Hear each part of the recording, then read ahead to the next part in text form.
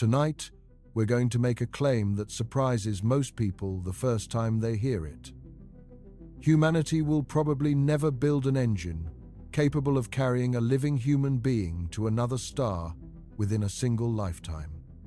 The physics simply doesn't allow it, not with anything humanity currently knows how to build, and no theoretical shortcut has ever made it off the page of a physics paper and into something an engineer could actually construct.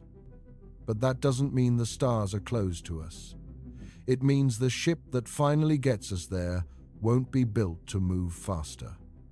It will be built to carry something no engine ever could. Time itself, stretched across generations of people who will live, grow old, and be gone long before the journey ever ends.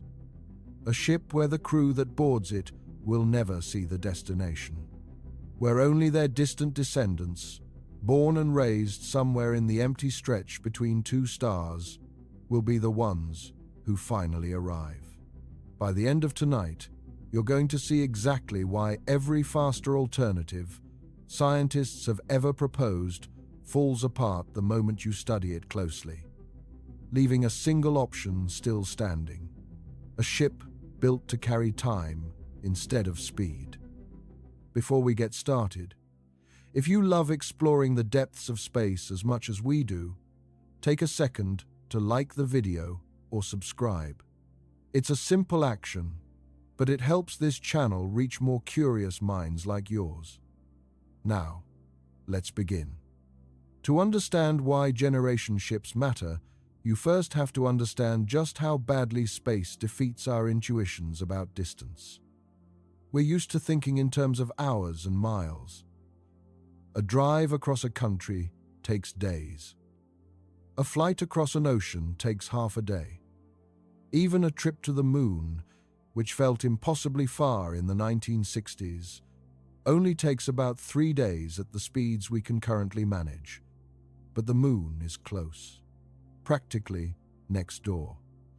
The nearest star system to our own, Alpha Centauri, is a different category of distance entirely. It sits about 25 trillion miles away. Light itself, the fastest thing in the universe, takes over 4 years to cross that gap. Our fastest spacecraft, the ones that have actually left the solar system, travel at roughly 38,000 miles per hour.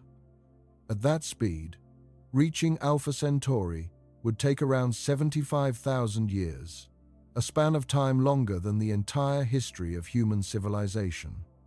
And that's just the nearest star. Most of the stars you can see in the night sky are dozens, hundreds, or thousands of light years away, distances so large that even talking about them in miles starts to feel meaningless. This is the wall that every serious plan for interstellar travel eventually runs into. Not a technical problem you can solve with a bigger rocket or a smarter engineer. A fundamental mismatch between the size of the universe and the speed at which matter can move through it. So the question becomes, how do you cross a gap that large with human beings still alive at the other end? There are only a handful of real answers, and most of them fall apart the moment you look closely. The first answer people usually reach for is speed. Just build a faster ship. If 75,000 years is too long, build something that gets you there in 70 years instead, or 7. On paper, this sounds reasonable. In practice, it runs straight into the physics of energy and mass. Every unit of speed you add to a spacecraft costs fuel, and that fuel has mass, and that mass has to be accelerated too, which costs more fuel, which has more mass. This is sometimes called the tyranny of the rocket equation, and it punishes ambition brutally. Chemical rockets, the kind that launch astronauts into orbit, are hopelessly inadequate for interstellar distances. They simply cannot carry enough fuel to reach the speeds required. Engineers have proposed more exotic alternatives. nuclear pulse propulsion, where small nuclear explosions are detonated behind the ship and the shock waves push it forward. Fusion rockets, which would harness the same reaction that powers the sun.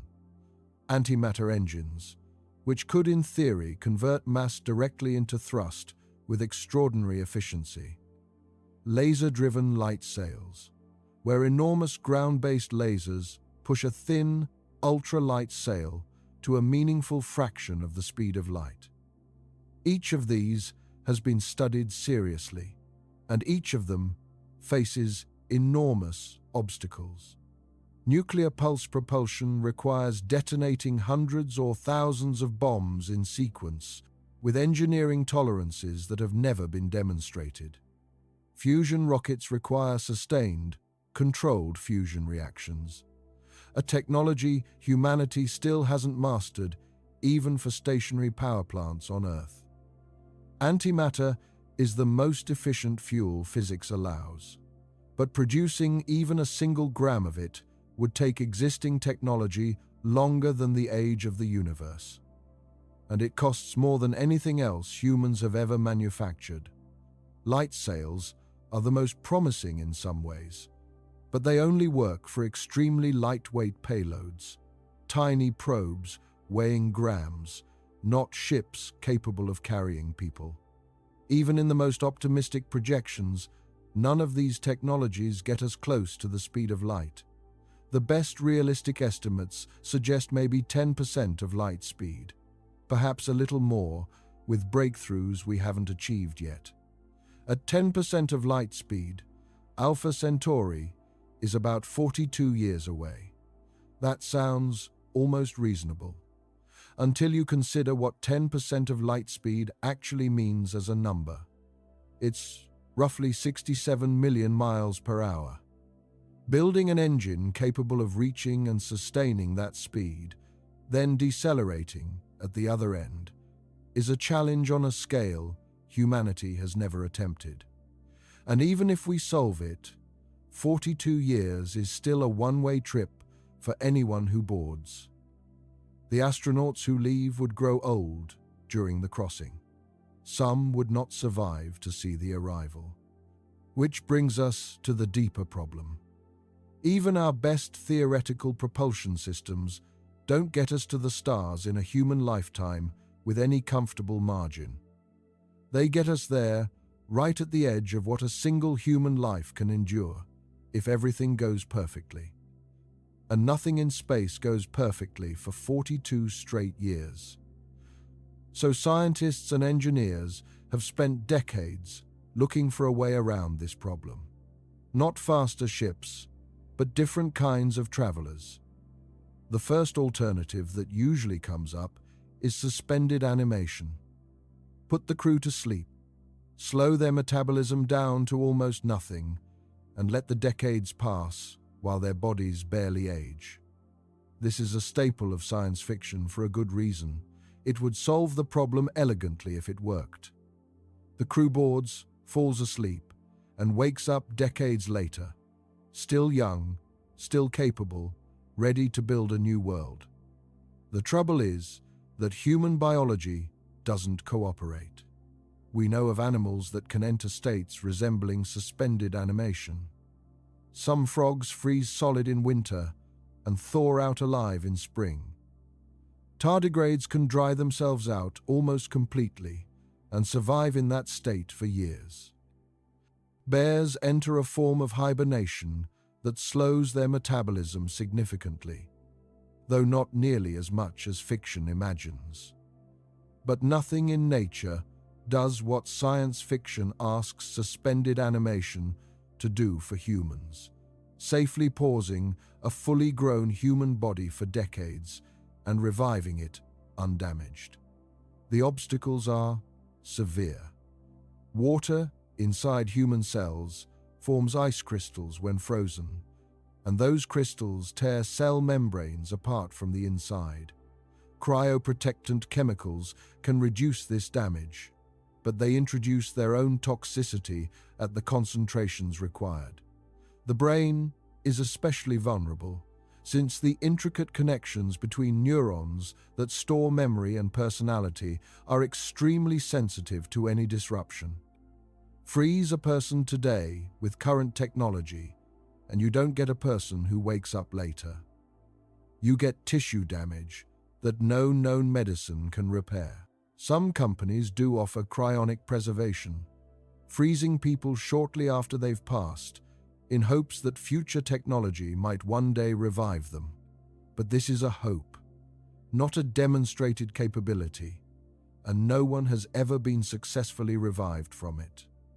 Building a version of suspended animation reliable enough to keep a crew alive and mentally intact for decades of interstellar travel would require breakthroughs in cellular biology and neuroscience that simply don't exist yet, and there's no guarantee they ever will. Even partial progress, like slowing metabolism moderately through drugs or induced torpor, only buys you a fraction of the time you'd need, and introduces serious risks of organ damage and muscle loss over long durations. So suspended animation remains, for now, a beautiful idea sitting just out of reach. The second alternative is even stranger. Skip the body entirely.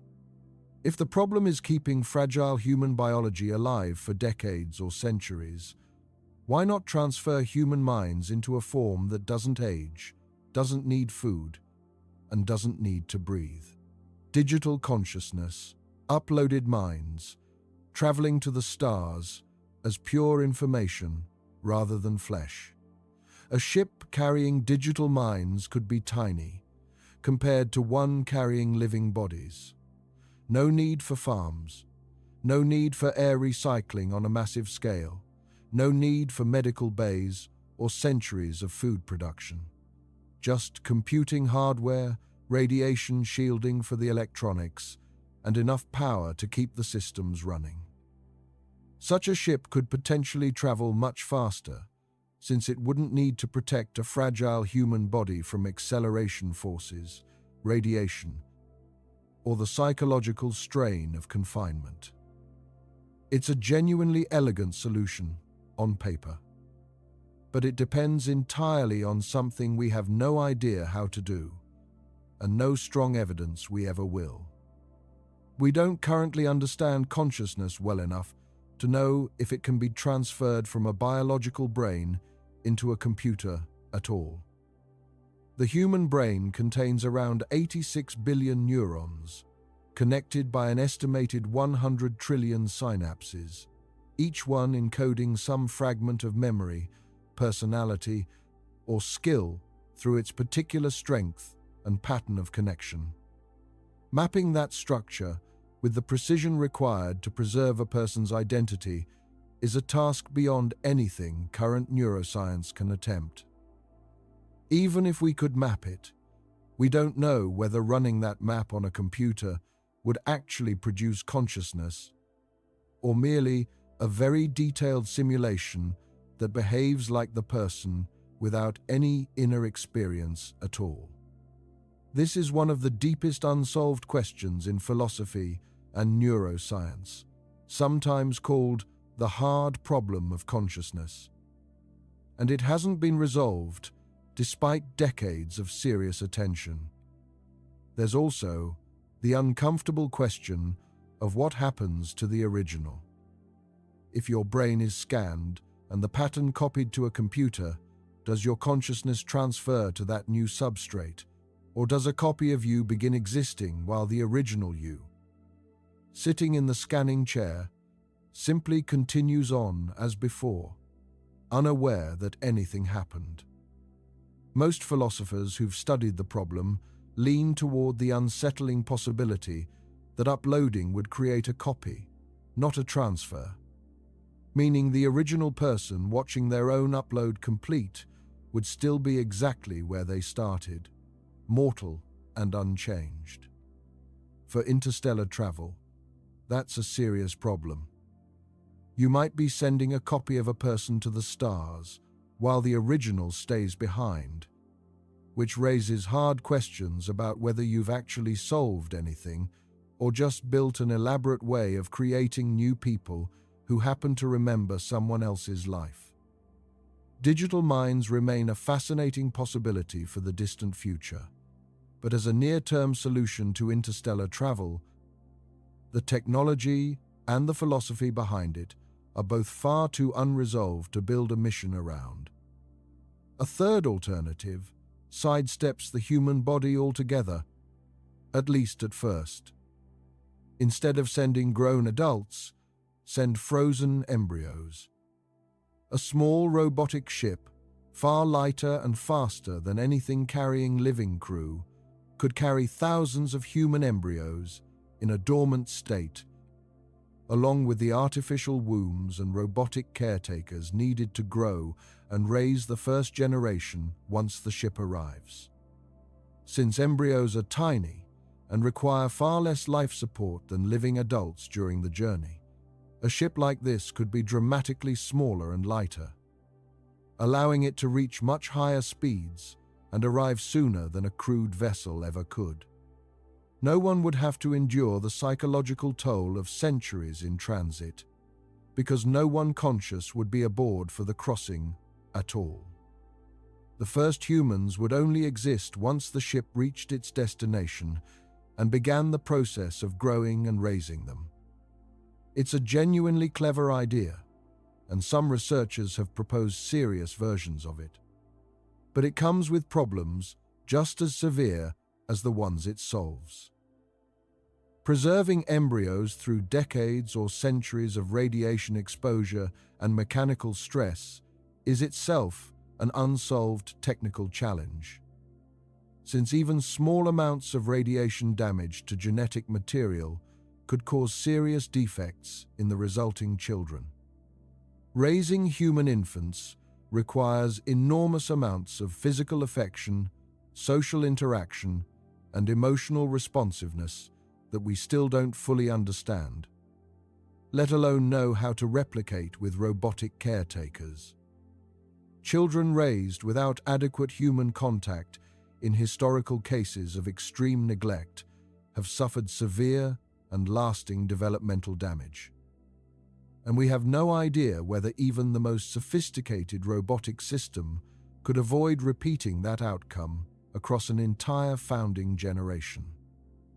There's also a profound ethical weight to this scenario that's hard to ignore.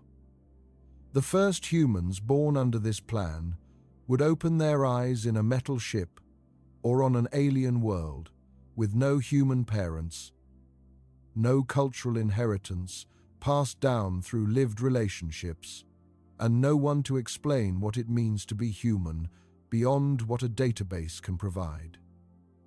They would be the first entirely orphaned generation in the history of our species, raised by machines, tasked with rebuilding civilization from instructions left by people who had been gone for centuries before they were even born. Whether a healthy, functioning society could emerge from that starting point is genuinely unknown, and the risk of catastrophic failure, of children growing up without the psychological foundations that healthy humans need, is significant enough that most serious researchers treat embryo ships as a fallback idea rather than a primary plan. There's a fourth path worth mentioning, mostly to explain why it doesn't solve the problem at all. Send robots instead of people.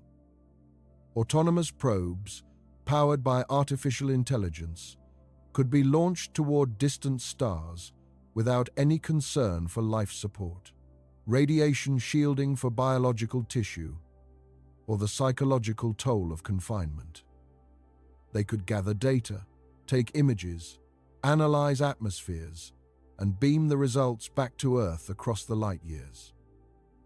In fact, we're already doing versions of this on a small scale with probes like the ones that have left our solar system and continue transmitting data from the edge of interstellar space.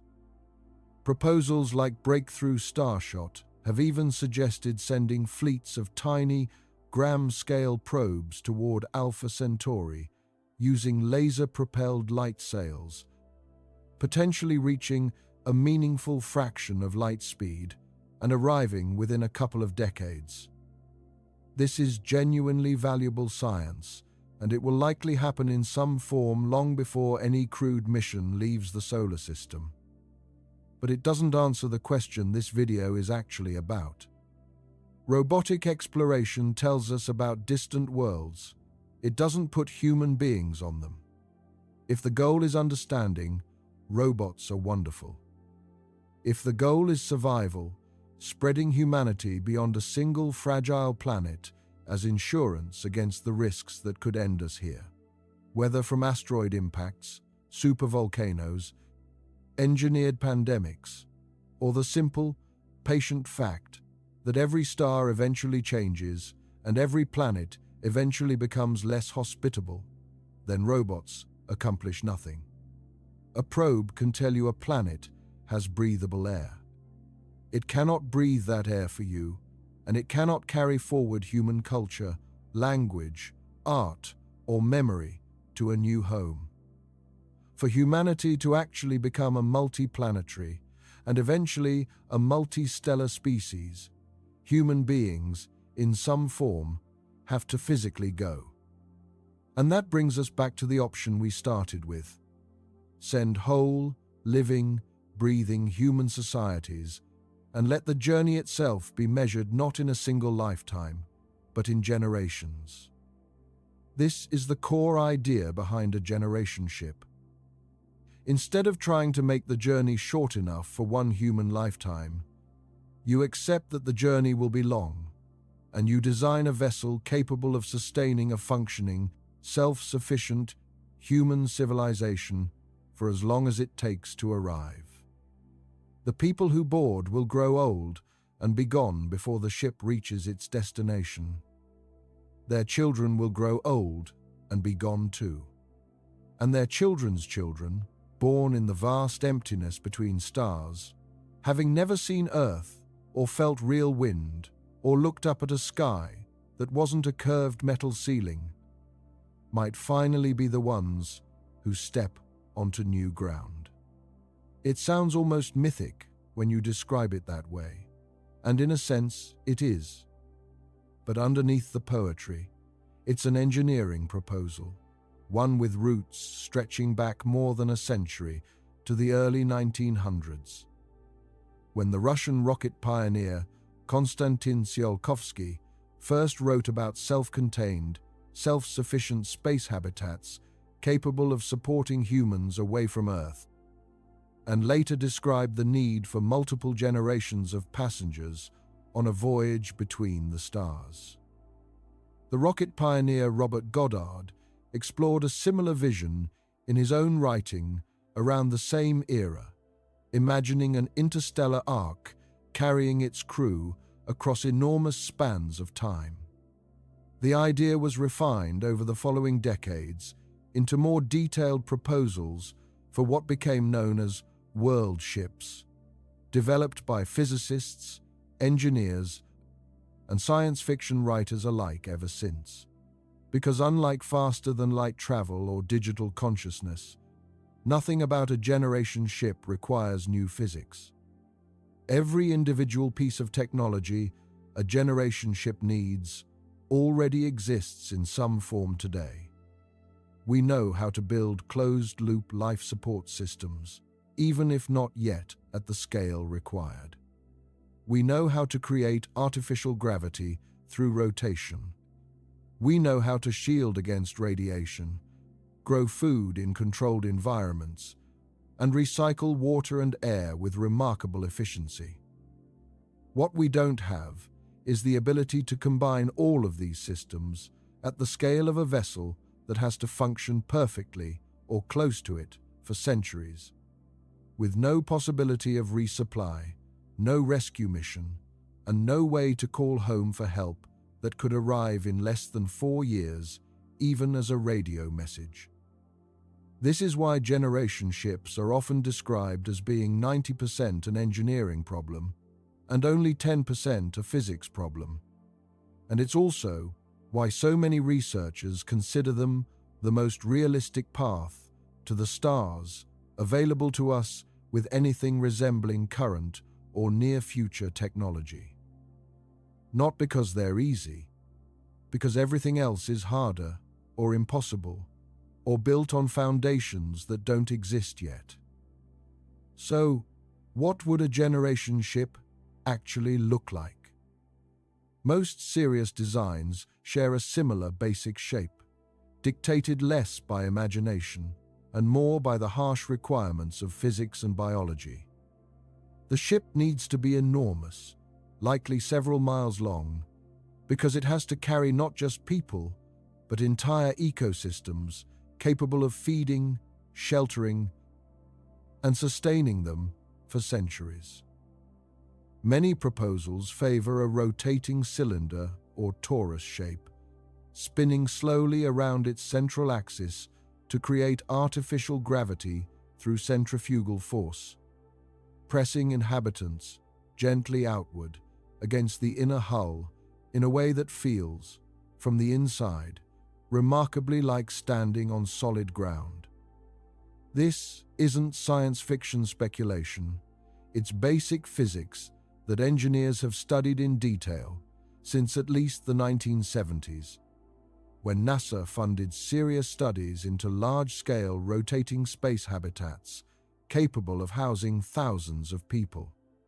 The rotation rate has to be carefully tuned. Spin too fast, and the difference in centrifugal force between someone's head and their feet becomes noticeable and disorienting, causing nausea and balance problems. Spin too slow, and you don't generate enough force to feel like meaningful gravity at all. For a habitat large enough to feel comfortable, one that doesn't require inhabitants to constantly adjust to strange sensations of tilting or drifting, engineers generally estimate you need a structure at least a mile or more in diameter, rotating gently, once every minute or so. That scale alone tells you something important. This isn't a ship you build the way we build spacecraft today. It's closer to constructing a small, self-contained world, assembled piece by piece, likely in orbit, using materials mined from asteroids or the moon, rather than launched at extraordinary cost from Earth's surface. Some of the more detailed proposals suggest building the ship inside a hollowed-out asteroid, using the rock itself as both structural material and radiation shielding. A strategy that solves two enormous engineering problems at once, by using mass that's already sitting in space, rather than mass that has to be lifted out of Earth's deep gravity well. Other designs favor building from scratch, using metals and composites manufactured in orbit, giving engineers more control over the final shape, but requiring an industrial base in space that doesn't currently exist. Either way, the ship itself would likely take decades to construct, requiring the kind of sustained, multi-generational commitment of resources that no single nation has ever attempted for a single project. And that only becomes plausible if humanity's presence in space grows substantially beyond what it is today. Powering and propelling something this massive is its own enormous challenge. Because a generation ship doesn't need to be fast in the way a probe does, it changes the propulsion calculation considerably.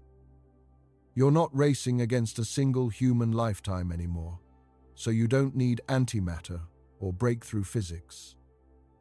You need something reliable, something that can run continuously or intermittently for decades, and something that can be refueled or maintained using resources gathered along the way or carried at launch. Most serious proposals for Generation Ship Propulsion Center on nuclear fusion.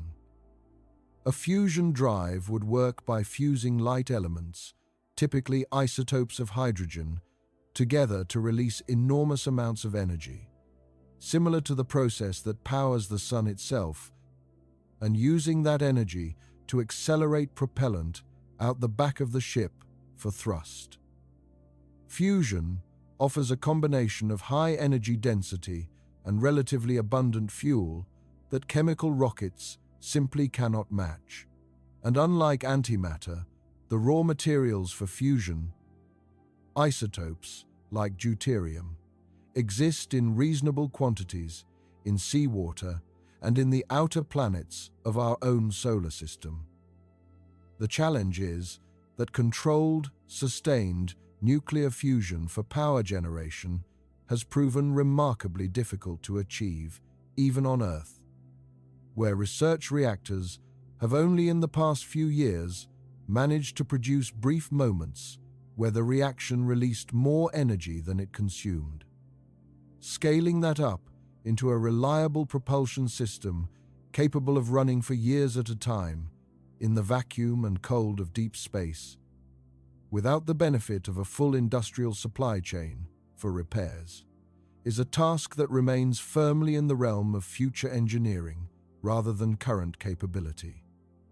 An older and in some ways more immediately achievable idea is nuclear pulse propulsion, sometimes known by the name of an early research effort, Project Orion.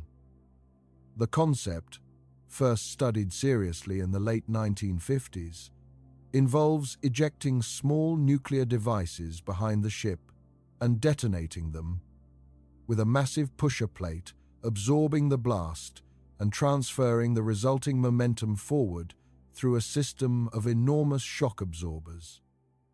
It sounds almost absurd, but the physics checks out. And early studies suggested it could theoretically produce spacecraft capable of reaching a meaningful fraction of the speed of light using technology that, in its basic form, already existed decades ago. The obstacles are less about physics and more about everything else, including the political and environmental complications of launching a ship loaded with thousands of nuclear devices, and the enormous structural engineering challenge of building a pusher plate and shock absorption system capable of surviving thousands of repeated nuclear detonations without breaking apart. A generation ship wouldn't need to accelerate to enormous speeds quickly, either. It could accelerate slowly and steadily over years, using far gentler thrust than a probe racing against a human lifespan would require, easing the strain on both the ship's structure and the people living inside it, most of whom would experience the entire acceleration phase as nothing more than a faint, barely perceptible pull, if they noticed it at all. Whatever propulsion system carries the ship, keeping the people inside it alive is a far more demanding problem than making it move. A generation ship has to be, in the truest sense, a closed loop. Everything the crew breathes, drinks, and eats has to be produced, recycled, and reused almost perfectly, for centuries, without any outside supply arriving to make up the difference. On Earth, this cycle happens naturally, at a planetary scale, plants and oceans and microorganisms constantly cycling carbon dioxide into oxygen, filtering water through soil and rock, breaking down waste into nutrients that feed the next generation of growth. A generation ship has to replicate all of that inside a metal shell, using engineered systems instead of a planet's worth of biosphere. And it has to do it with essentially perfect efficiency, because even a small leak or a slow imbalance, compounded over decades, becomes catastrophic. Consider water. The International Space Station currently recycles roughly 90% of the water used aboard it, filtering everything from sweat and breath condensation to, quite literally, urine, back into drinking water. That's an impressive figure for a station that's still regularly resupplied from Earth. A generation ship would need recycling rates far closer to 100%, since even a small percentage of loss every year would add up to a critical shortage over a journey lasting centuries. Air presents a similar challenge. Oxygen has to be continuously regenerated, typically through a combination of algae or plant-based systems and mechanical electrolysis, splitting water molecules into hydrogen and oxygen using electrical power. Carbon dioxide, the natural byproduct of human breathing, has to be scrubbed from the air constantly and either converted back into oxygen through photosynthesis or otherwise processed and stored, because a buildup of carbon dioxide in a sealed environment quickly becomes dangerous, causing headaches, confusion, and eventually loss of consciousness long before oxygen levels alone would become a problem. Food is perhaps the most complex piece of the puzzle, because unlike air and water, it can't simply be filtered and reused. It has to be grown over and over, indefinitely. Most serious proposals imagine vast agricultural sections of the ship, essentially indoor farms using hydroponic or aeroponic systems, growing crops without traditional soil, under carefully controlled artificial lighting, tuned to the specific wavelengths plants need for efficient photosynthesis. Some designs include livestock, smaller animals like chickens or fish that can be raised in enclosed systems and provide protein, dairy, and eggs, while others rely more heavily on plant-based nutrition, algae, and lab-grown proteins. Since raising larger animals requires significantly more space, water, and feed per unit of nutrition produced. Calculating exactly how much farmland a given population would need, accounting for crop failures, pest outbreaks, and the psychological importance of dietary variety over multiple centuries, is one of the most detailed and least glamorous parts of generation ship design. And yet, it may be the single factor that determines whether a mission succeeds or fails. A ship that runs out of food isn't a ship that fails gracefully. It's a ship where every single person aboard eventually starves, with no rescue possible and nowhere else to go. Beyond keeping people fed and breathing, a generation ship has to protect them from an environment that is actively hostile to human biology in ways most people rarely think about. On Earth, we're shielded from the worst of space's radiation by two things: our planet's magnetic field, which deflects charged particles from the sun and beyond, and our thick atmosphere, which absorbs much of what gets through. Outside that protection, in the open environment of interstellar space, a ship and its inhabitants would be constantly bombarded by two main sources of dangerous radiation. The first is solar radiation, streams of charged particles released by stars, including our own sun, sometimes in relatively steady streams, and sometimes in violent bursts called solar flares or coronal mass ejections. The second, and in some ways more troubling, source is galactic cosmic radiation, extremely high-energy particles that originate from distant supernovae and other violent events across the galaxy. Particles moving so fast and carrying so much energy that they can pass straight through several inches of aluminum, the kind of material used to shield most current spacecraft.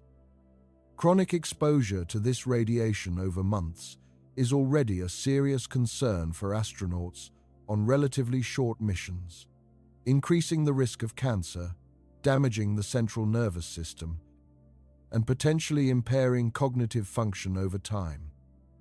For a generation ship, where inhabitants would spend their entire lives, and generations of descendants would spend their entire lives inside this environment. Radiation isn't a mission risk to be managed for a few months. It's a permanent condition of daily existence that has to be solved, essentially, completely, or the ship's population will suffer rising rates of cancer, genetic damage, and reproductive complications with every passing generation. Shielding against this level of radiation requires mass, and lots of it. Water is one of the most effective and practical shielding materials available, since its hydrogen content is particularly good at absorbing and scattering high-energy particles, which is one reason many designs propose surrounding living quarters with the ship's water supply, using tanks and reservoirs as a dual-purpose barrier that protects the crew while also serving as a resource. Densely packed materials such as polyethylene, a common plastic, performs similarly well for the same reason: its hydrogen content. Some designs that use hollowed-out asteroids for the ship's structure gain a significant advantage here, since many yards of solid rock provide substantial shielding, almost for free, without needing to launch or manufacture the material separately. Even with heavy shielding, though, no design can reduce radiation exposure to zero, and most serious proposals accept that inhabitants of a generation ship would face a somewhat elevated lifetime radiation dose compared to people living on Earth, a trade-off that mission planners would need to weigh carefully against the benefits of reaching a new world, and one that underscores just how much a generation ship asks of everyone who lives and is gone aboard it. Solving the engineering problems of shelter, food, water, air, and radiation only gets you halfway to a viable generation ship. The other half of the equation is people, and specifically, how many of them you need to bring, because this turns out to be one of the most mathematically unforgiving parts of the entire project. A generation ship isn't just a vessel, it's a small, closed human population that has to remain genetically healthy across many generations without any new people ever joining from outside. Population geneticists have studied this problem extensively in the context of endangered species conservation, where small, isolated populations face a well-known danger called inbreeding depression, a gradual accumulation of harmful genetic traits that occurs when a population is too small and too closely related, reducing fertility, weakening immune function, and increasing the rate of genetic disorders with each successive generation. Early estimates for how many people a generation ship would need to avoid this fate were surprisingly small. Some studies from decades ago suggested numbers as low as a few hundred people might be sufficient if genetic diversity were carefully managed. More recent and more rigorous analyses have pushed that number significantly higher. A widely cited study using detailed computer modeling of human genetics concluded that a starting population of around 98 people, if genetics were perfectly managed, through careful selection of who has children with whom across every generation, might be the bare theoretical minimum, but that this number carries essentially no margin for error, accidents, disease outbreaks, or unexpected loss of individuals with rare or valuable genetic traits. Other researchers, taking a more cautious approach and accounting for the reality that you can't perfectly control human reproduction across centuries without creating deeply troubling ethical problems around who is allowed to have children with whom, have suggested that a genuinely safe starting population would need to number in the thousands. somewhere between 4,000 and 10,000 people, in order to maintain healthy genetic diversity, without requiring the kind of controlled breeding programs that most people would find morally unacceptable. That's a significant difference, and it matters enormously for the practical design of the ship, since a population of 10,000 requires vastly more space, food production, air and water recycling capacity, and social infrastructure than a population of a few hundred. It also raises a harder question underneath the math, which is how you actually maintain genetic health across centuries without either coercing people's reproductive choices in ways that violate their basic autonomy, or accepting the risk that natural human relationship patterns, who happens to fall in love with whom, will eventually concentrate the population's genetics in ways that increase health risks for future generations. Some proposals suggest storing a supplementary bank of frozen sperm and eggs collected before launch, allowing genetic diversity to be reintroduced through artificial insemination at key points during the journey, without requiring anyone to be told who they can and cannot choose as a partner.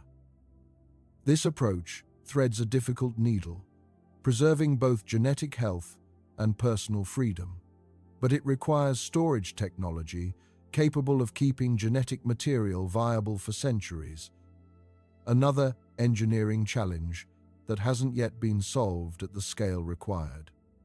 Numbers and genetics only describe the biological requirements for a generation ship to survive.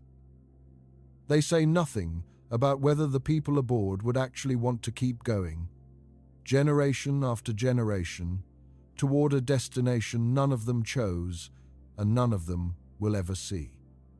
This is where the project stops being purely an engineering question and becomes something closer to a question about human nature itself. Consider what it would actually mean to be born partway through the journey. You wouldn't be a passenger in any meaningful sense, since you never made the choice to leave Earth, never weighed the risks, never volunteered for anything. You would simply exist, from your very first memory, inside a metal world that curves upward at the edges, breathing air that machines produced, eating food that other people grew under artificial light, knowing that everyone around you and everyone who came before you, back to your great-grandparents, had lived and been gone without ever setting foot on solid, natural ground beneath an open sky. Maintaining a sense of shared purpose across that kind of gap is one of the least understood aspects of the entire generation ship concept, and arguably the hardest one to solve with engineering alone. The founding generation, the people who actually chose to board, would carry a powerful sense of mission. They would remember Earth. They would understand exactly why they made this extraordinary sacrifice, and they would likely be deeply committed to the goal. But that commitment has to somehow transfer intact across generations who never made that choice, who never knew Earth as anything other than a story told by elders and a collection of images stored in the ship's archives. History gives us some perspective here, though the comparisons only stretch so far. Religious communities, isolated settlements, and long-distance seafaring cultures have all managed, with varying degrees of success, to maintain shared purpose, culture, and identity across multiple generations without direct contact with their point of origin. The Pacific Islander societies, who settled remote islands across the vast expanse of the Pacific Ocean over many centuries, developed rich oral traditions, precise navigational knowledge, and strong communal structures that carried their culture forward, even as individual voyages and settlements pushed further from their ancestral homelands. But even the longest and most successful of these journeys lasted years, not centuries, and none of them involved a population permanently sealed inside a single confined structure with no possibility of ever leaving before the final destination was reached. A generation ship would need something more deliberate than the organic cultural transmission that guided historical voyages. It would likely require carefully designed education systems, ceremonies, and cultural institutions specifically built to reinforce the mission's purpose across every single generation, treating the ship's history and destination almost as a foundational story woven into daily life. Similar in function to the origin stories and shared narratives that have anchored human communities and cultures throughout our entire history on Earth. Whether any designed culture, however carefully engineered, could actually sustain that sense of meaning and commitment across 20 or 30 generations. Roughly the number a centuries-long voyage would involve remains genuinely unknown because nothing like it has ever been attempted. Governance presents its own set of difficult, largely unprecedented questions. Who leads a generation ship, and how are they chosen? A single, all-powerful commander sounds appealing for maintaining order and consistent decision-making, but concentrating that much power in one person, generation after generation, creates an obvious risk of the kind of abuse and corruption that has undermined isolated authority structures throughout human history. From ship captains on long ocean voyages to leaders of remote colonial outposts, a more democratic structure, with elected leadership and broad public participation in major decisions, better reflects most modern values around self-governance. But democratic systems can be slow, and a ship facing a sudden crisis, a hull breach, a disease outbreak, a critical system failure, may not have time for lengthy debate and voting procedures before a decision needs to be made and acted upon.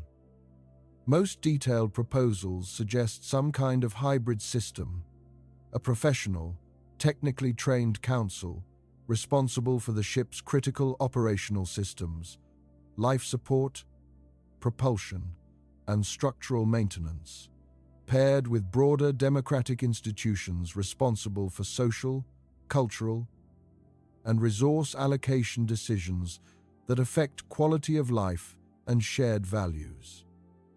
Even this kind of balanced structure faces a harder underlying problem, which is how you prevent political factions, disagreements, and power struggles from threatening the physical safety of a population that has absolutely nowhere to escape to if conflict turns serious.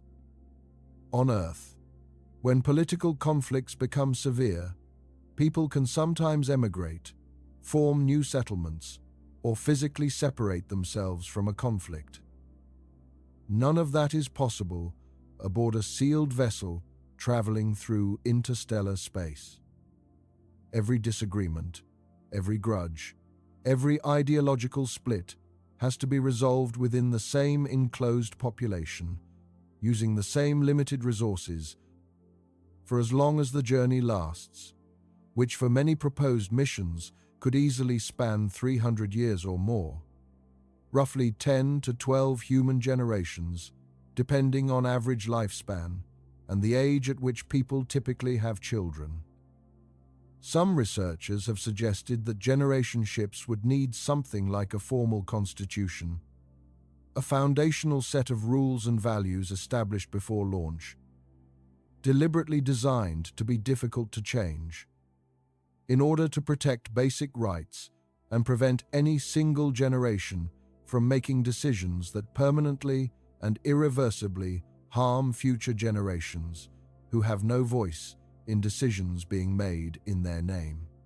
Today, designing a governance system robust enough to function well for centuries, flexible enough to adapt to circumstances, the original founders couldn't possibly have anticipated. And fair enough to maintain the trust and cooperation of a population that includes people from many different backgrounds, values, and life experiences, may honestly be a harder problem than any of the purely technical engineering challenges the ship also has to solve. Education becomes just as critical as governance, because a generation ship can never afford to lose specialized knowledge.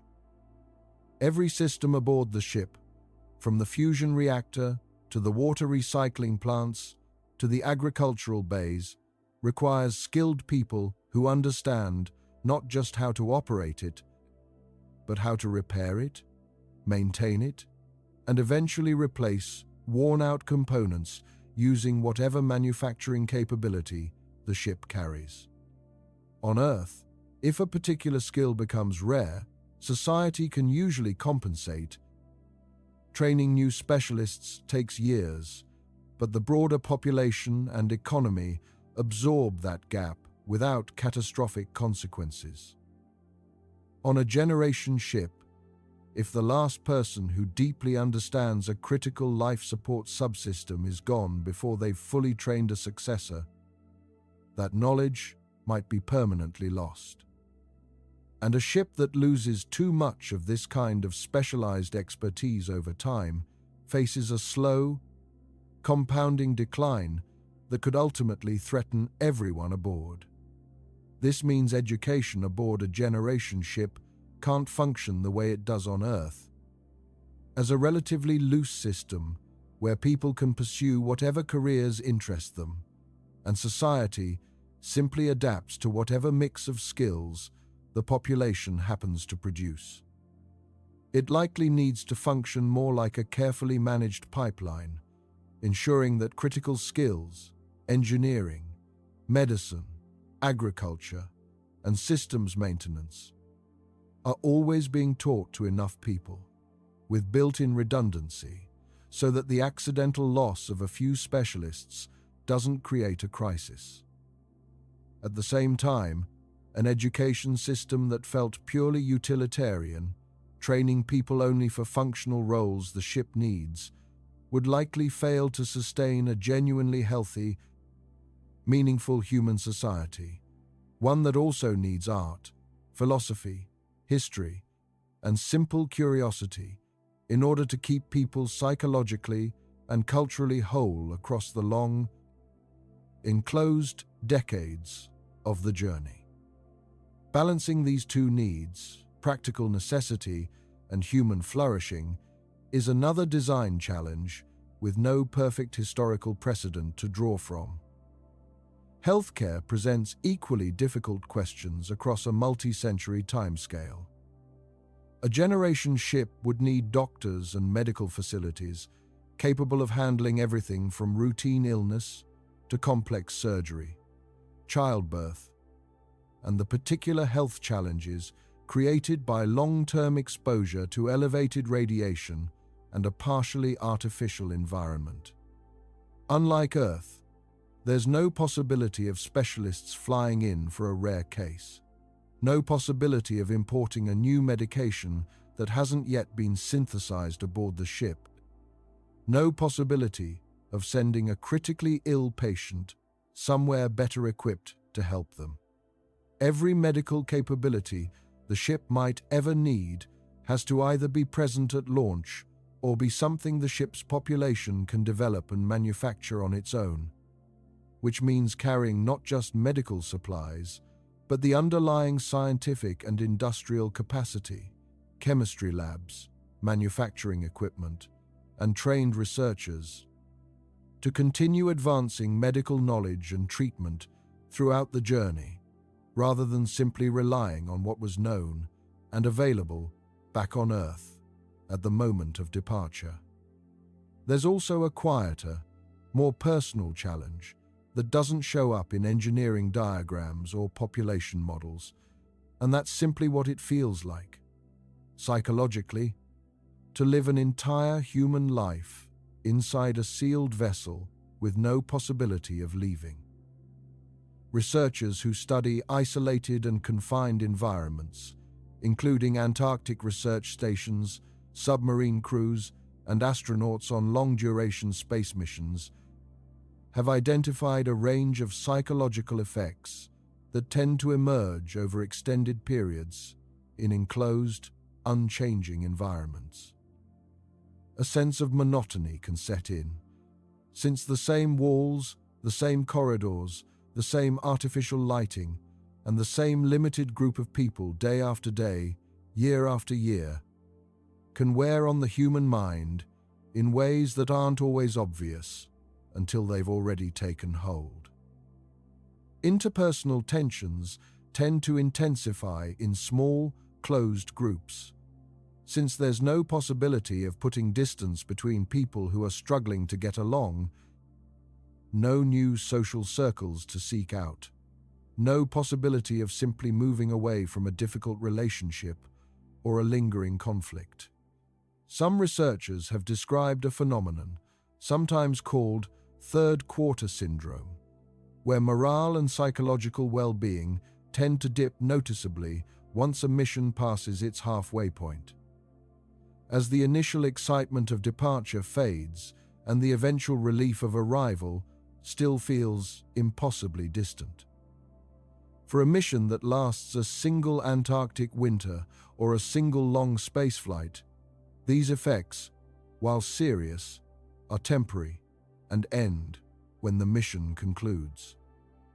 For a generation ship, there is no ending within any single person's lifetime, no relief of a return trip, and no fresh start waiting at a specific, foreseeable point in one person's future.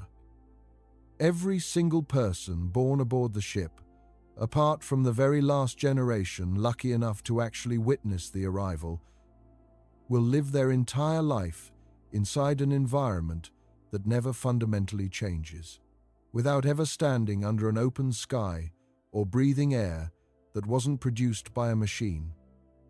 And the psychological weight of that reality is arguably the least studied and least understood variable in the entire concept of generation ships.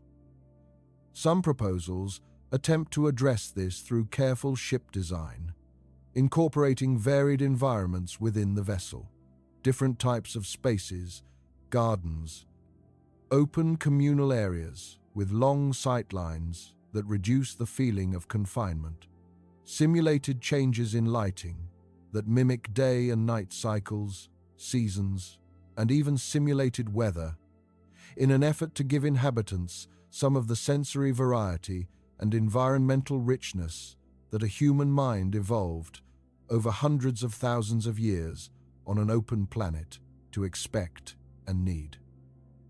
Whether that's enough to sustain genuine long-term psychological well-being across generations who have never known anything else, and therefore have no real basis for comparison, is a question no one can currently answer with confidence, because it has simply never been tested at this scale or for anything close to this duration.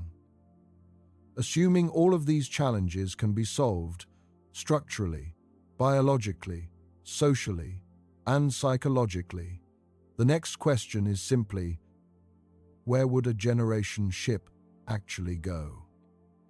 Not every star makes sense as a destination, and choosing one involves weighing distance against the likelihood of finding something worth centuries of sacrifice at the other end. Alpha Centauri, the closest star system to our own, is the obvious first candidate, sitting about 4 light-years away, made up of 3 stars, Alpha Centauri A, Alpha Centauri B, and the smaller, dimmer Proxima Centauri, which orbits the other 2 at a considerable distance. Proxima Centauri has drawn particular scientific interest because it hosts at least one known planet, Proxima Centauri b, orbiting within what astronomers call the habitable zone, the range of distance from a star where temperatures could theoretically allow liquid water to exist on a planet's surface.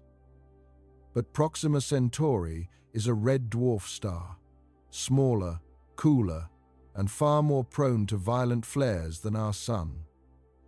And a planet orbiting close enough to sit in its habitable zone would likely be bombarded by intense radiation and stellar activity that could strip away its atmosphere entirely, making it a far less hospitable destination than its habitable zone status might initially suggest.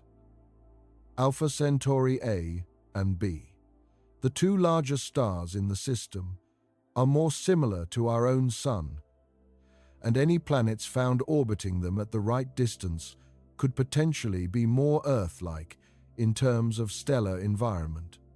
Though, as of now, no confirmed planets have been detected around either star, leaving this possibility genuinely open but scientifically unconfirmed.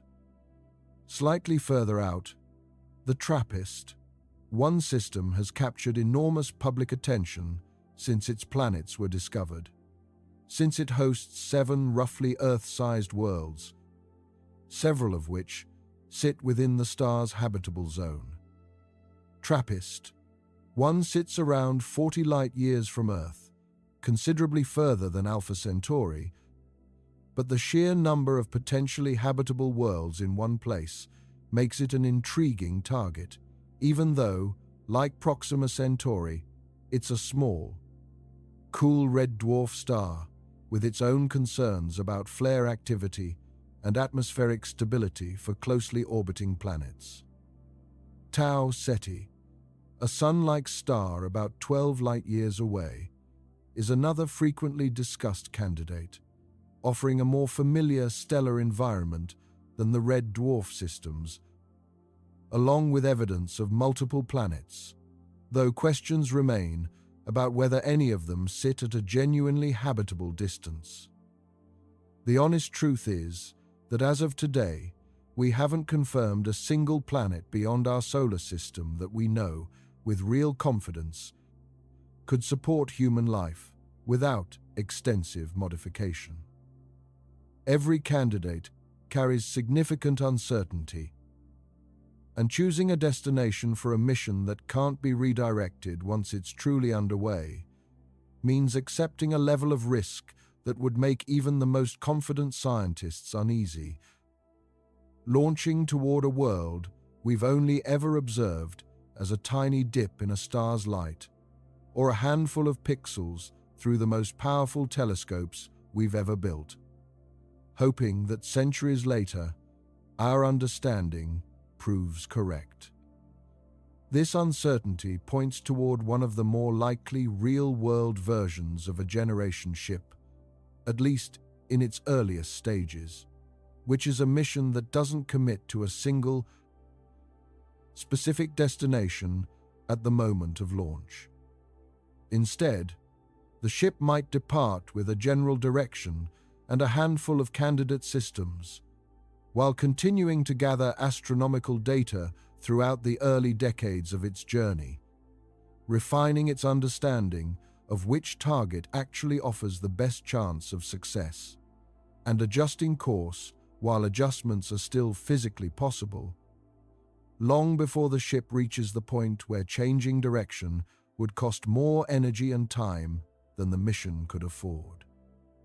This approach would require a ship's population to include not just engineers and farmers and doctors, but working astronomers, constantly observing, calculating, and refining the mission's understanding of its own destination throughout the journey, effectively continuing humanity's search for a new home even after departure, rather than treating that search as something that ended the moment the ship left Earth's solar system. Once a destination is finally locked in and the ship begins its approach, decades before actual arrival, an entirely new phase of extreme risk begins: deceleration. A ship that has spent a century or more slowly accelerating to a meaningful fraction of light speed carries an enormous amount of kinetic energy, and slowing back down requires essentially the same amount of effort and fuel that was needed to speed up in the first place. Careful, sustained thrust in the opposite direction, beginning years or even decades before the ship reaches its target system.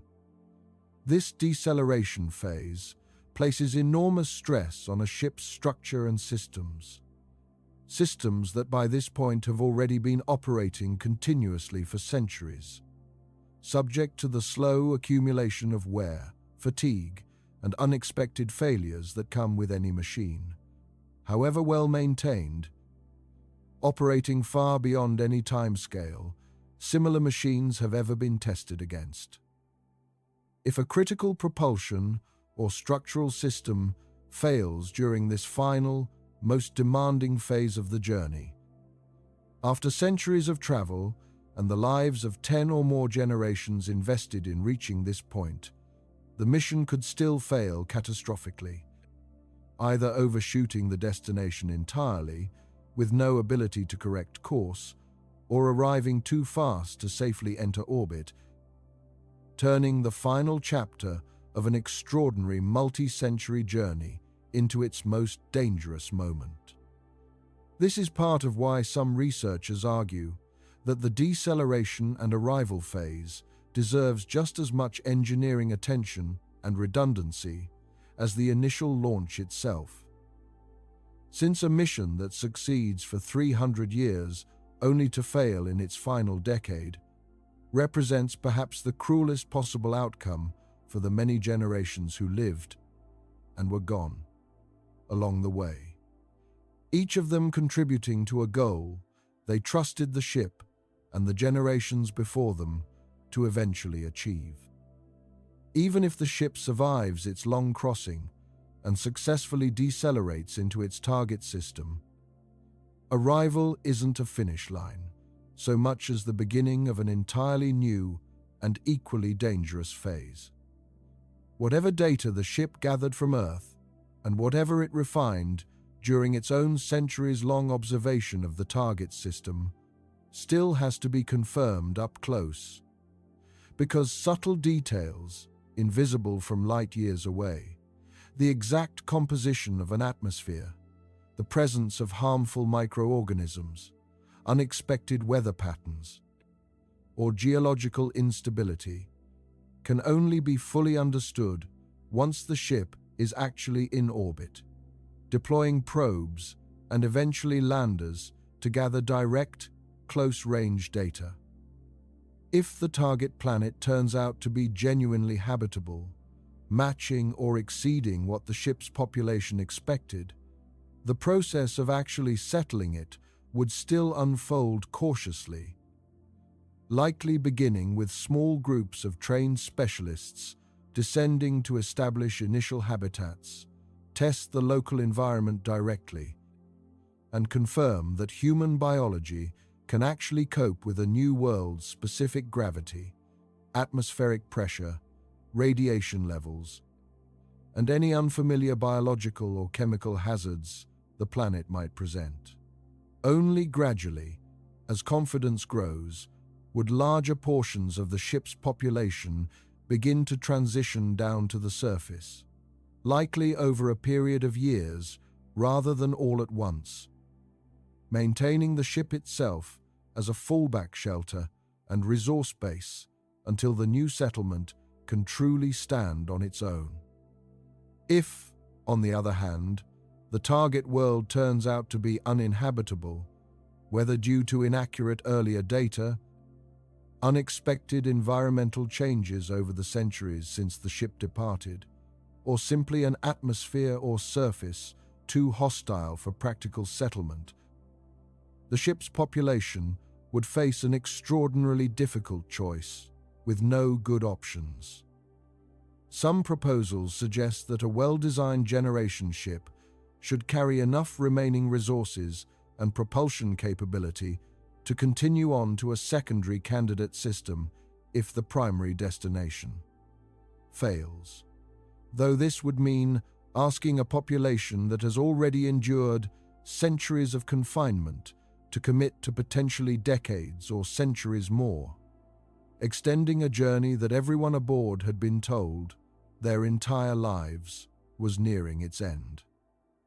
Other proposals suggest establishing at least a temporary presence, even on a marginally habitable world, using advanced life support and terraforming technology to slowly modify the environment over further generations, effectively continuing the mission's spirit of patient, multi-generational sacrifice even after physical arrival, transforming the challenge from crossing interstellar space into the perhaps equally difficult challenge of transforming an entire planet into something humans can eventually inhabit without artificial assistance. There's no way to know, with any real confidence, which of these outcomes a real mission would actually face, because it depends entirely on details about specific worlds that we currently cannot observe with enough precision from Earth. And it's part of what makes committing an entire population's future to a single interstellar journey such an extraordinarily high-stakes gamble. One where success isn't guaranteed, even after centuries of travel and flawless engineering. Given everything we've covered so far, the sheer scale of engineering required, the unresolved questions around genetics, governance, education, psychology, and destination, it's worth stepping back and asking a more fundamental question, one that has nothing to do with whether we could build a generation ship and everything to do with whether we should. This is where the conversation moves, from engineering into ethics, and it's a genuinely difficult territory, because it involves weighing competing values that don't reduce neatly into a single right answer. On one side of this argument sit those who believe that ensuring humanity's long-term survival justifies extraordinary sacrifice. Even sacrifice imposed on people who never had any say in the matter. Earth, however stable it feels day to day, is not permanently safe. Asteroid impacts have reshaped the history of life on this planet before, and while we now have some capability to detect and potentially deflect large incoming objects, smaller, still devastating, impacts remain difficult to predict with much warning. Supervolcanic eruptions, the kind that have occurred periodically throughout Earth's geological history, could trigger years of global cooling and agricultural collapse severe enough to threaten modern civilization. Beyond natural threats, humanity has also created new risks entirely of its own making, from the possibility of global nuclear conflict to engineered pandemics to the long-term uncertainties around advanced artificial intelligence, risks that didn't exist a century ago and that we still don't fully understand how to manage. From this perspective, a generation ship, however imperfect and however much it asks of the people who live and are gone aboard it, represents a form of insurance for the species as a whole, ensuring that even in the event of a catastrophe severe enough to end civilization or human life entirely on Earth, some portion of humanity, its knowledge, its culture, its capacity to build and create and continue, survives somewhere else, carrying forward everything that makes us who we are. On the other side of this argument sit those who point out, quite reasonably, that the people born aboard a generation ship after its initial launch never consented to any of this. They didn't choose confinement. They didn't choose a life without ever seeing an open sky. They didn't choose to be born into a mission that demands their entire existence be organized around a goal they'll likely never personally witness being achieved. Every generation after the first is, in a very real sense, conscripted into a project through the simple, unavoidable fact of being born aboard the ship, with no meaningful alternative available to them. Is it ethical to create an entire multi-generational lineage of people, specifically to serve as the crew and cargo of an extraordinarily long, difficult, and genuinely dangerous voyage, particularly when there's no certainty the mission will even succeed in the end. Reasonable people land in very different places on this question, and it's worth sitting with the discomfort of that disagreement rather than rushing past it, because it reflects something true about the trade-offs involved in almost any large, multi-generational human project. From building cathedrals that took centuries to complete, to establishing colonies whose founders never intended their descendants to have any real choice in continuing that legacy. Some thinkers have proposed ways to soften this ethical tension, even if they can't fully resolve it. One idea suggests that every generation aboard the ship should retain a genuine, structurally protected right to alter or even abandon the mission, meaning that if a majority of the population at any point decided the voyage should end, whether by turning back, by settling somewhere less ideal but reachable sooner, or by some other collective choice, that decision would be honored, rather than overridden by the wishes of a founding generation who are long gone and can no longer weigh in. This would mean building flexibility and genuine self-determination into the ship's governance from the very beginning, rather than treating the original mission plan as a fixed, unquestionable commandment passed down unchanged across centuries. Critics of this approach point out a practical problem, since a ship's fuel, trajectory, and life support systems are all calculated based on very specific assumptions about the mission's duration and destination, and a population that decided partway through to abandon the original plan might find that the ship's remaining resources don't actually support many meaningfully different alternatives. In practice, once a generation ship is far enough into its journey, the options available to any given generation may be more limited than the ideal of full self-determination would suggest, simply because of the hard physical constraints of fuel, life support capacity, and structural design.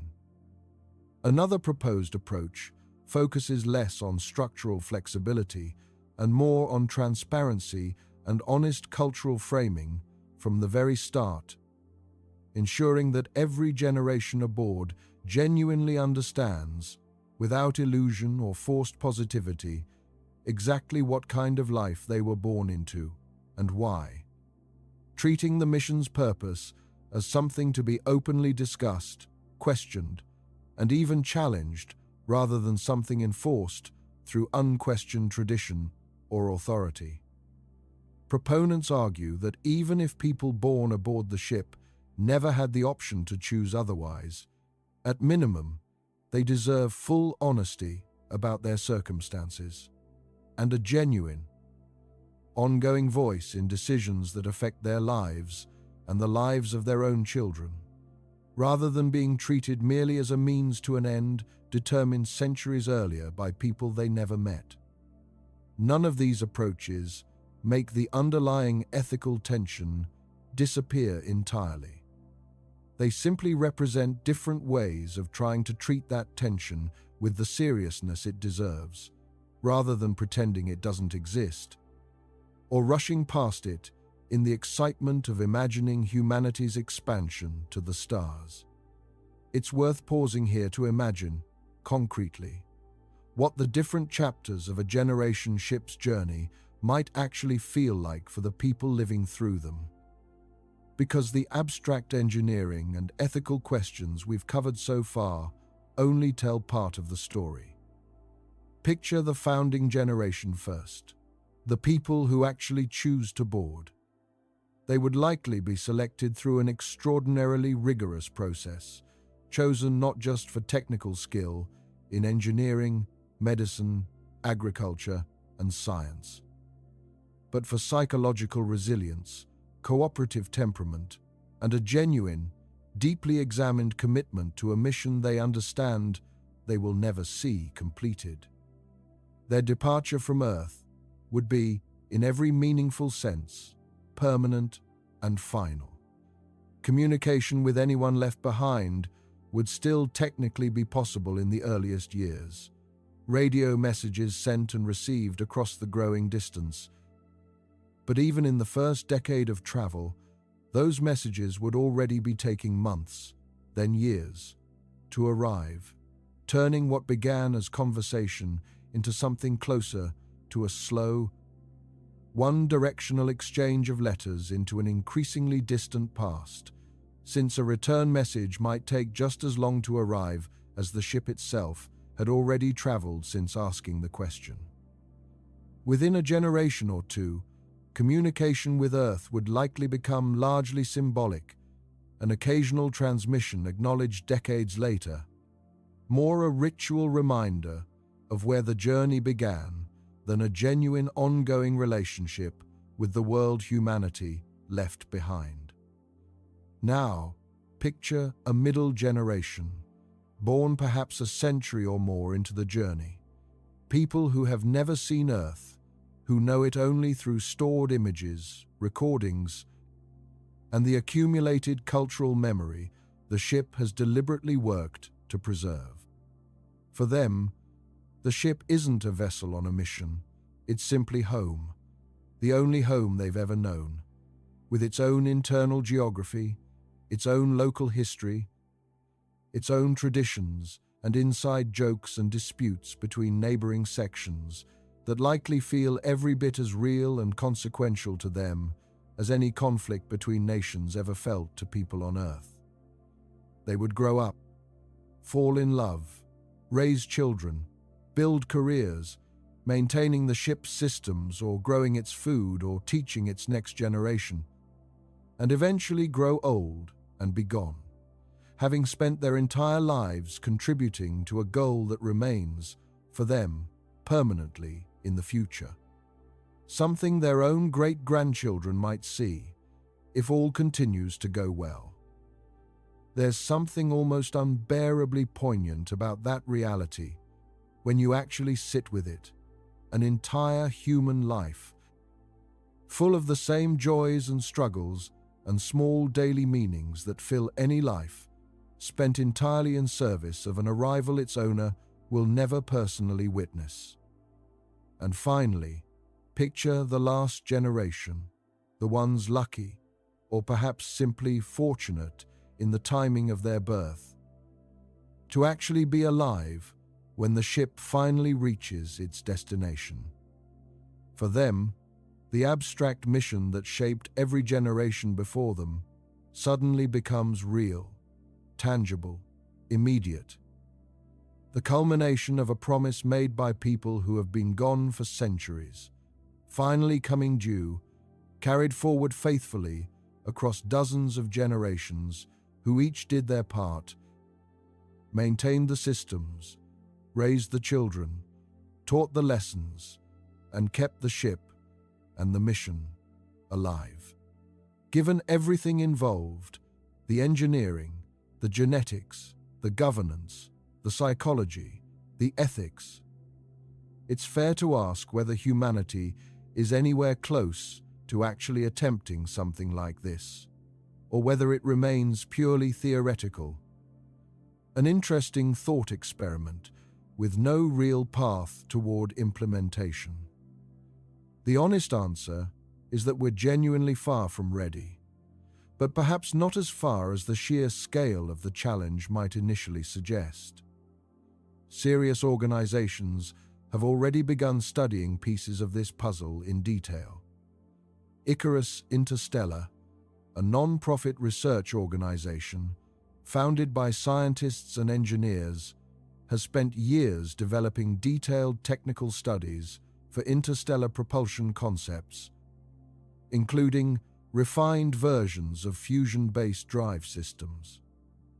The 100-Year Starship project, an initiative that received early funding through DARPA, brought together researchers from multiple disciplines, specifically to study the long-term, multi-generational challenges involved in eventually sending humans beyond our solar system, treating the problem not as a single engineering project, but as a genuinely interdisciplinary challenge spanning biology, sociology, ethics, and physics, alongside traditional aerospace engineering.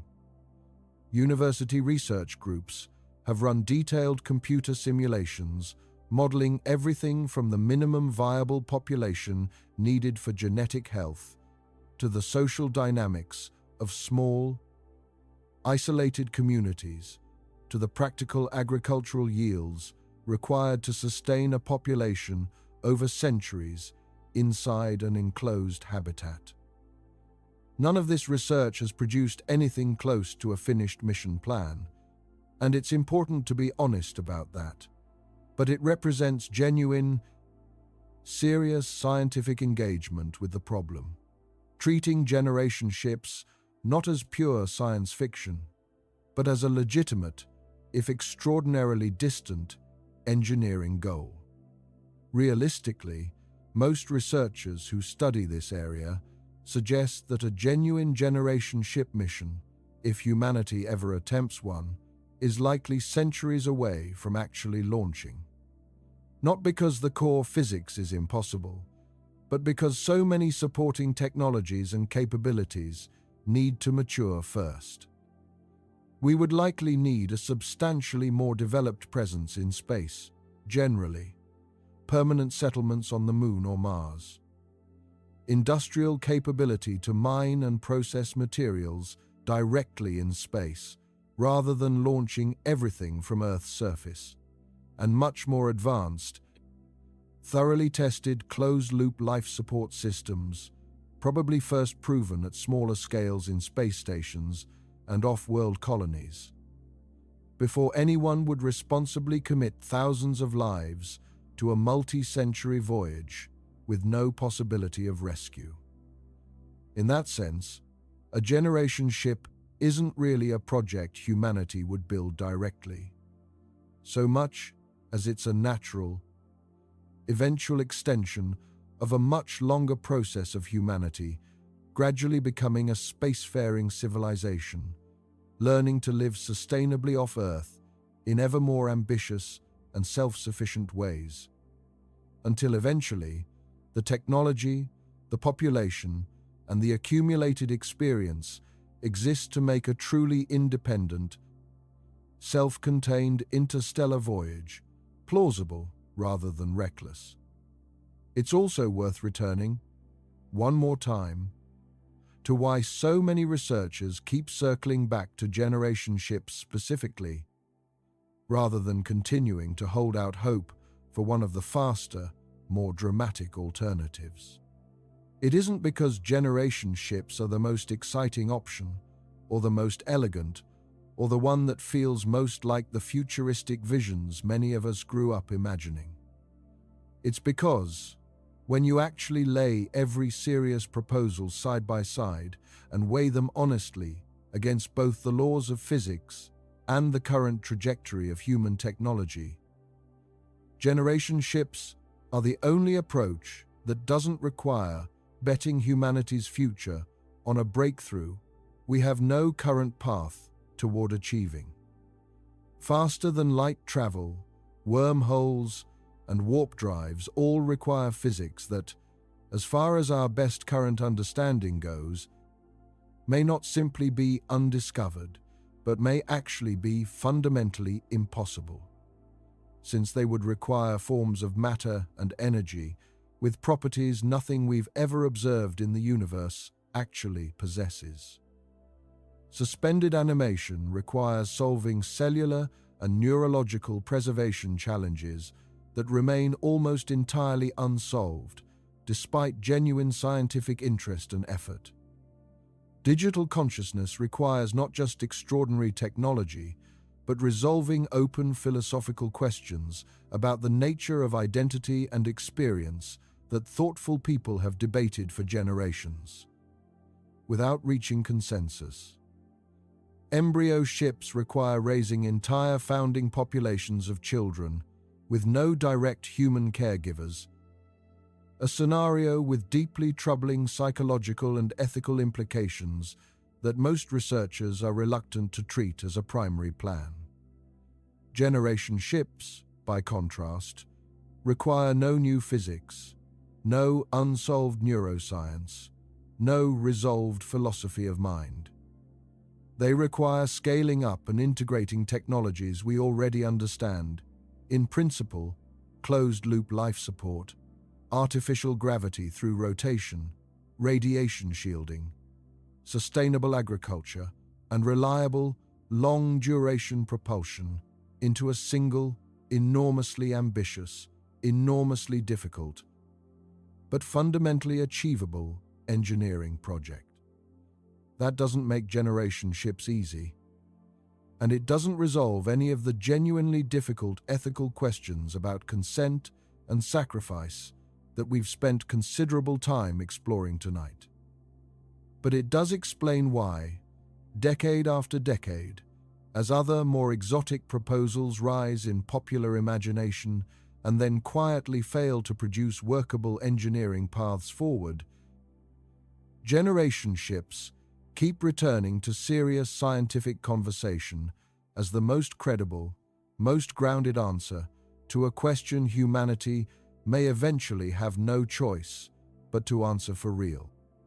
There's a strange kind of symmetry worth noticing here, one that connects this entire concept back to something deep in our own history as a species.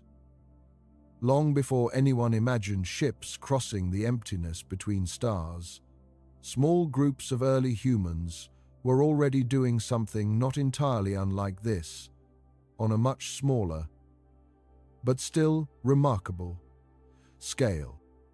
Tens of thousands of years ago, groups of our ancestors left the region where our species first evolved and began spreading outward across unfamiliar land, coastlines, and eventually oceans, into environments no human had ever encountered before, carrying with them no certainty of what they would find, no ability to return easily if conditions proved harsh, and often no realistic expectation that the people making that journey would personally benefit from wherever it eventually led.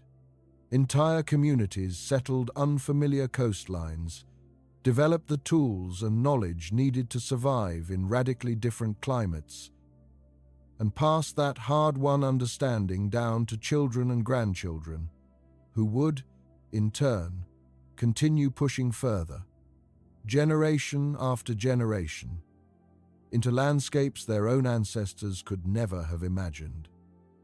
We are, all of us alive today, descended from people who made choices very much like the ones a founding generation of a starship crew would face, choosing uncertainty over the comfort and familiarity of what they already knew, trusting that whatever came next was worth the risk, not necessarily for themselves, but for whoever came after them. In that light, a generation ship isn't really a departure from human nature, so much as it's an extension of a pattern that has defined our species since long before recorded history began, this restless, sometimes reckless, often extraordinary willingness to commit ourselves, and the futures of people we will never meet, to journeys whose full outcome we cannot possibly know in advance. The difference this time is scale, and the difference is honesty. Our ancestors who crossed unfamiliar oceans or unfamiliar continents often had little real understanding of what awaited them, and made those journeys with whatever partial knowledge and instinct they had available. A generation ship, by contrast, would launch with centuries of accumulated scientific understanding behind it, with detailed calculations, careful genetic planning, deliberately designed governance, and open-eyed acknowledgement of exactly what the